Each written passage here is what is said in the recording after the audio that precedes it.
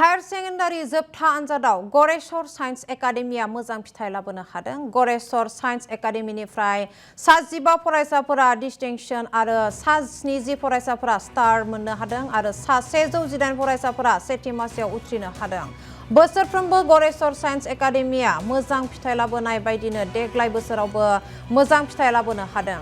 बेनि अनगायैबो Goreswar science एकाडेमिनिफ्राय NEET आरो जी आनजादाव उथ्रिसारनो हायो। देग्लाय बोसोरावबो गरेस्वर साइन्स एकाडेमिनिफ्राय जी आनजादाव 75 फरायसाफोरा उथ्रिसार जानो हादों। बेनिनो सीमान्त बर'आ 96.6% मोननो हादों। गरेस्वर नोगोराव थानाय गरेस्वर साइन्स एकाडेमिआ बोसोरफ्रोमबो बिगियान आयदायाव मोजां फिथाइ लाबोनो हानानै गरेस्वर ओनसोलखौ गोग्गानाय लाबोदों आरो थांनाय बोसोरफोरनि बायदिनो बे बोसोरनि हायर सेकेन्डारि आनजादाव गरेस्वर साइन्स एकाडेमिआ 100% उथ्रिसारनो हादों।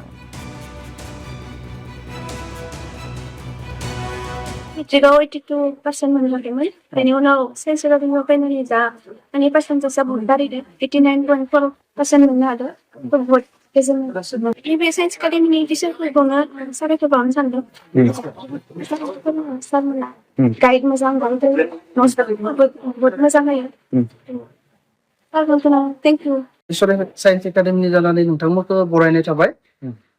बोसोरफ्रोमनिबो बायदि बे बोसोरावबो जोंनि गरेस्वर साइन्स एकाडेमिनिफ्राय हायर सेकेन्डारि साइन्सआव जोबोद मोजां हास्थायनाय बायदि रिजाल्ट मोननो हादों।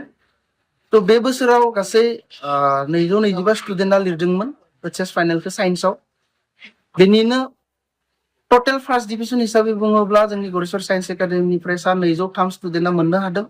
बे 203 फरायसाफोरनि गेजेरावहाय स्टार होननानै बुङोब्ला टटेल 85 स्टुडेन्टआ 75 नि सायाव स्टारखौ मोननो हादों।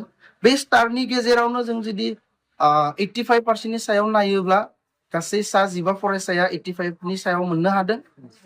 बेनिफ्राय जों जुदि आरो एनालाइसिस खालामोब्ला 49 फरायसाया 80% सायाव मोननो हादों। बेखौ लानानै जोङो